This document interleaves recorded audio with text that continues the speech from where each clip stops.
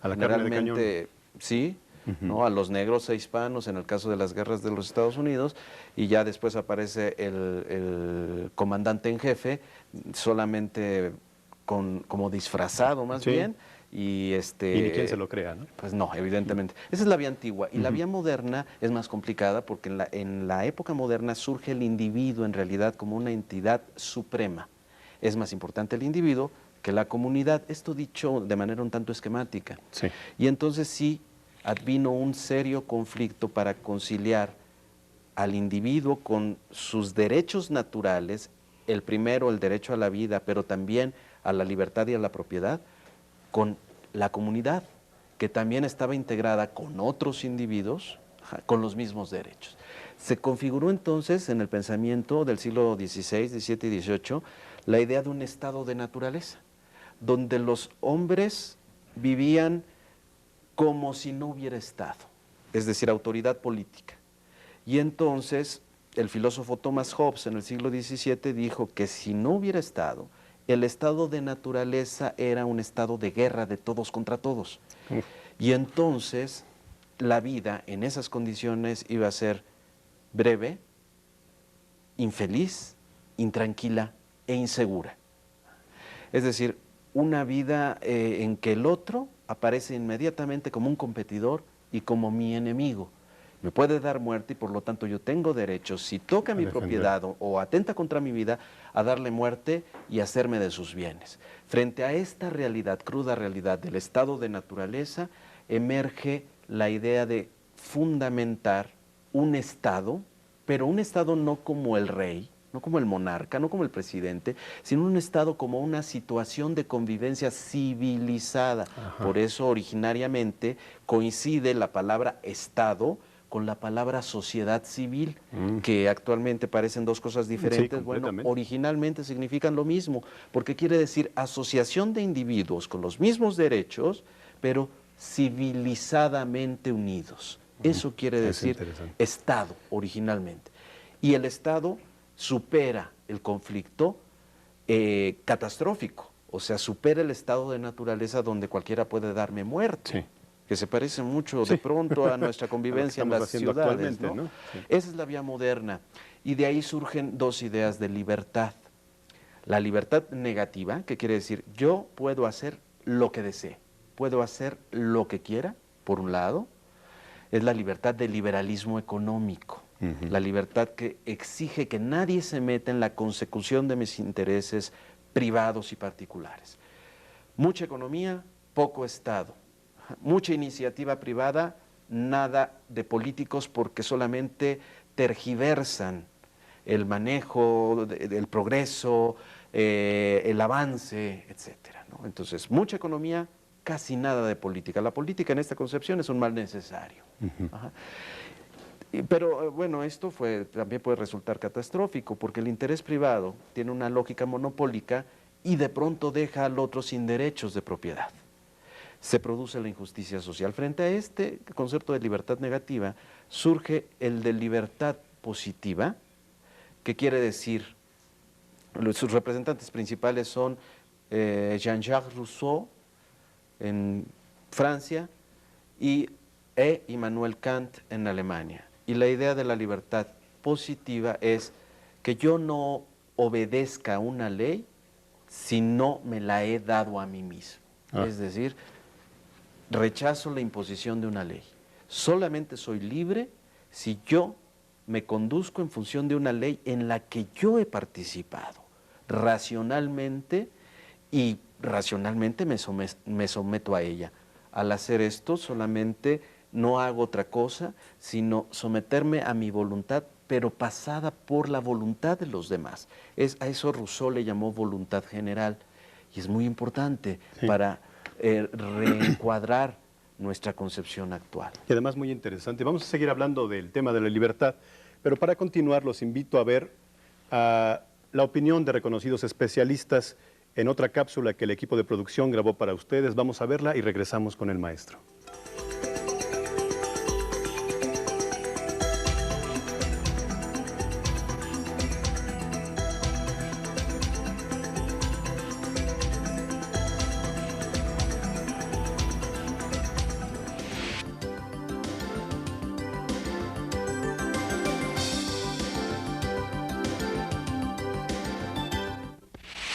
siempre ha habido relación entre normas sociales, ya sean expresas o no, y las decisiones libres del hombre.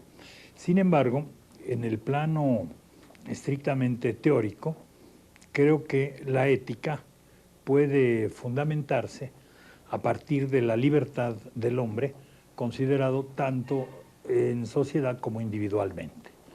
Creo que los principios fundamentales de la ética, es decir, las normas fundamentales de la conducta, deben ser normas aceptadas libremente por el individuo.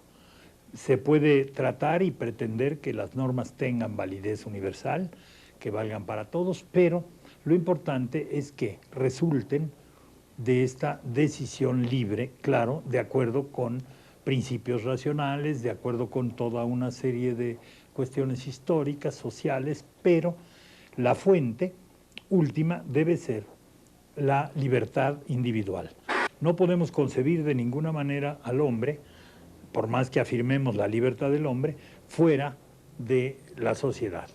Por lo tanto, sus responsabilidades individuales son al mismo tiempo necesariamente sociales o tienen implicaciones en lo social. Creo que lo importante desde el punto de vista ético y también desde el punto de vista jurídico es lograr justamente que no haya conflicto entre la formación, el desarrollo individual, la libertad individual y los principios que deben regir la vida en común, la vida social. Yo creo que la ley, evidentemente, y el orden jurídico son una expresión de las formas fundamentales, estructurales de la vida social. Se requiere entonces, evidentemente, que exista un orden jurídico, pero ese orden jurídico no está en contradicción con la libertad. El orden jurídico debe ser el resultado de la participación libre de todos los hombres que forman o constituyen una sociedad.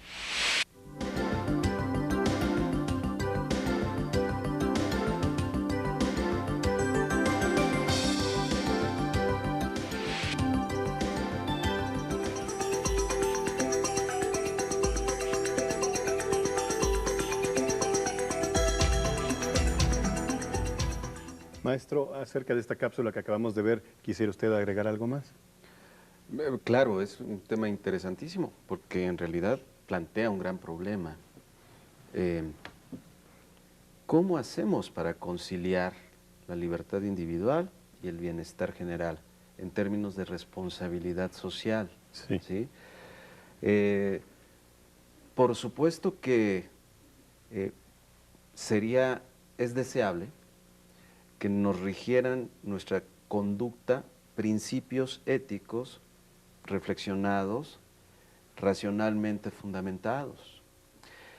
El problema es que una parte de la naturaleza humana sí es lo que los griegos describieron con la palabra logos, es decir, lenguaje y pensamiento, conceptos, capacidad de reflexión.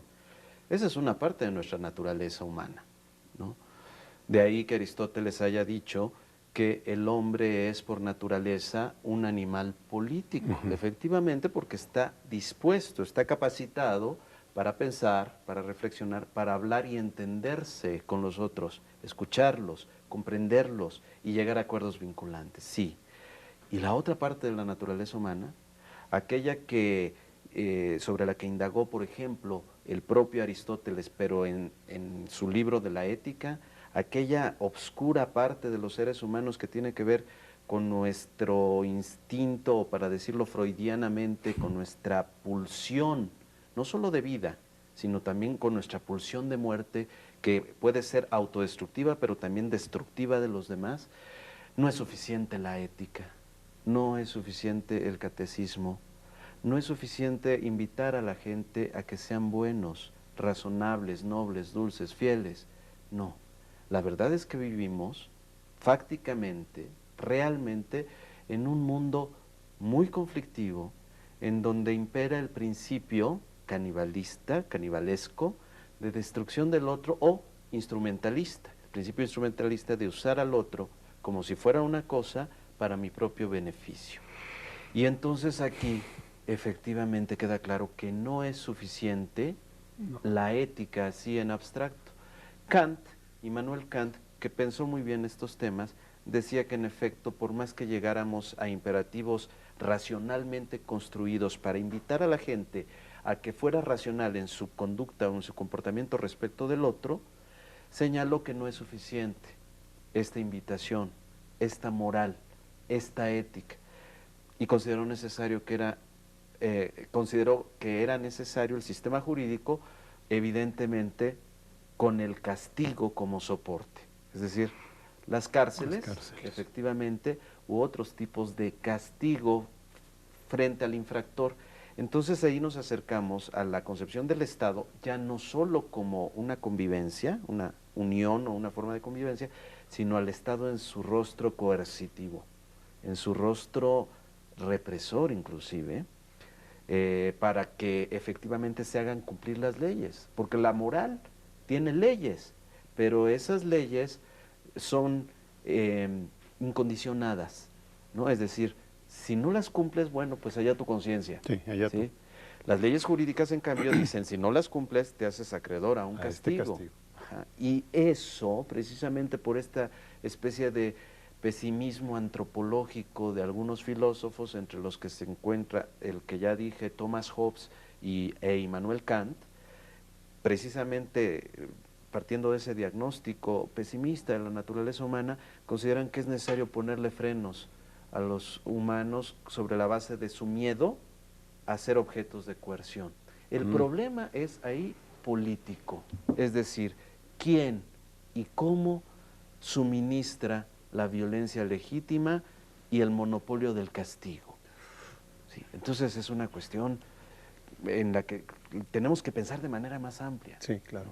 La ética, desgraciadamente, ha recurrido a esta invitación a que seamos buenos. El problema es por qué no somos buenos, ¿verdad? ¿Por qué nos está carcomiendo el conflicto? ¿Por qué no hemos podido reconducir el conflicto por vías civilizadas, racionales, dignas de los seres humanos? Y con relación a este asunto de que somos seres sociales, como ya lo decía, gregarios, que vivimos en sociedades, ¿bastaría con tener una conciencia de la existencia de los demás, de sus derechos y sus valores, para poder vivir pacíficamente, para poder construir una sociedad sana, sin corrupción ni violencia? No, no basta, en lo absoluto, no es suficiente. No solo hay que tener conciencia de que el otro existe y tiene derechos, hay que modificar ciertas instituciones sociales, pero pasando por el acuerdo de todos, y eso no es siempre sencillo, no es sobre todo en sociedades complejas. Sí. Ya no podemos estar pensando en términos de la polis antigua, de la polis griega, ¿no? Que es una especie de barrio, un pequeño espacio geográfico, ¿no? Nuestras sociedades son muy complejas, son heterogéneas, son multiculturales, son jerárquicas, y además están determinadas, ahora sí voy a usar este término que frecuentemente se usa inapropiadamente, globalizadas. Es decir, ya no somos estados nacionales soberanos encerrados en nosotros mismos y autárquicos, es decir, que lo que nosotros decidimos solamente nos afecta a nosotros y nos desentendemos del resto de países o de la correlación de fuerzas mundial. El mundo es muy complejo y hay una lógica mundial que está por encima de nuestra voluntad, y es la lógica del valor de cambio, y esa lógica sí imprime su huella en cada individuo y le dice a cada individuo, actúa de tal manera que puedas obtener del otro tu provecho individual, y esto es lo que nos destruye internamente, nos desgarra como sociedades, porque si el otro es, primero, un competidor, segundo, un enemigo, y el otro, un instrumento para que yo obtenga mi placer, mi bienestar, entonces yo estoy sacrificando al otro en realidad. Entonces no basta con pregonar que haya conciencia de que el otro también tiene derechos. También hay que cuestionar, por lo menos profundamente, esta utilización múltiple de los seres humanos como si fueran cosas, y a la que todos nos prestamos precisamente para subsistir. Claro. En esa conciencia de que nosotros también somos el otro. Exactamente. ¿No es cierto? Sí. Claro. Un poco para precisar conceptos, ¿podría decirnos qué significa eso de la responsabilidad social? Sí. También un tema bien complicado, pero para simplificar al máximo diré que responsabilidad prima facie, en un primer momento, quiere decir responder de los actos propios. Mis Sí, actos. mis actos. Estos actos no se hacen espontáneamente. Yo asumo la responsabilidad de que yo los planeé, yo los pensé, yo los dirigí, yo los actué, yo los hice. Ajá. Ajá. Nada de que hay corrupción o algo más importante. Los mercados decidieron, los mercados se pusieron nerviosos. Ajá. ¿Ya qué nivel de fetichismo del Sí, lenguaje sí, sí. se está llegando? Los mercados nerviosos. Y entonces los capitales se fugan, Sí. ¿no? Como si tuvieran los capitales patitas. Patita, se fue. Claro, estamos hablando en realidad de seres humanos en relación Y que Ajá. deciden, ¿no? y que piensan, Sí. que hablan y que tienen la posibilidad de responder por lo que están haciendo todos, absolutamente todos. No nada más los gobernantes, no nada más los políticos, no nada más los partidos, sino todos. Y esto se inicia en realidad en la familia como relación social, en la casa como espacio. Ajá. Como espacio.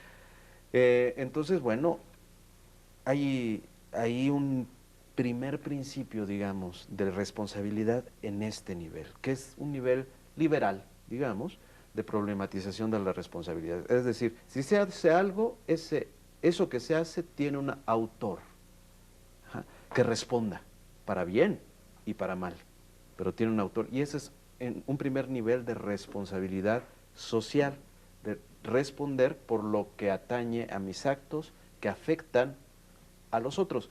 Y no hay actos que yo efectúe que no afecten a los otros. Claro, todo aunque tiene una sea, consecuencia. efectivamente, aunque sea a largo plazo. Claro. ¿sí?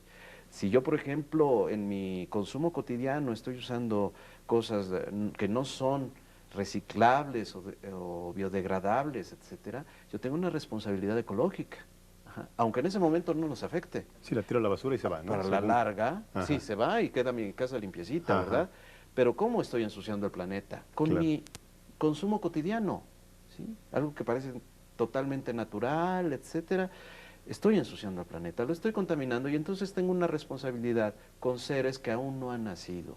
Ujú. Ajá. Y esa es responsabilidad social. La responsabilidad en tanto habitantes de este planeta también entra en este concepto que de pronto si no lo precisamos se nos va, como se nos escapa, se nos difumina, de responsabilidad social. ¿sí? También yo soy responsable para con el planeta, para con los demás, para los que todavía no han nacido y también para con los muertos.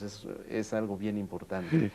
Si yo no defiendo el país que ellos defendieron, la comunidad que ellos defendieron, la nación que ellos defendieron, yo estoy incurriendo en irresponsabilidad social. Entonces, bueno, ese es el primer nivel que yo veo de responsabilidad social y el segundo es más radical, es de estirpe cristiana y tiene que ver con responsabilizarme por el otro. Eso es sumamente radical, no opera como práctica cotidiana, pero está ahí como concepto. Responsabilizarme del otro, es decir, si el otro no come bien, si el otro no tiene vestido, si el otro no tiene posibilidad de acceder a un servicio de salud adecuado, digno del ser humano, o a la educación, ajá, entonces yo estoy incurriendo en irresponsabilidad social. Ajá. Responsabilidad social quiere decir hacer algo yo por ese que ha quedado marginado de esos bienes que son sociales. Perfecto. Pues están mucho más claros los conceptos ahora. Los voy a invitar a ver una última cápsula para esta sesión. Es un documental donde se hace un resumen del tema. ¿La vemos, maestro, y Claro después que sí. platicamos? Claro que sí. Adelante.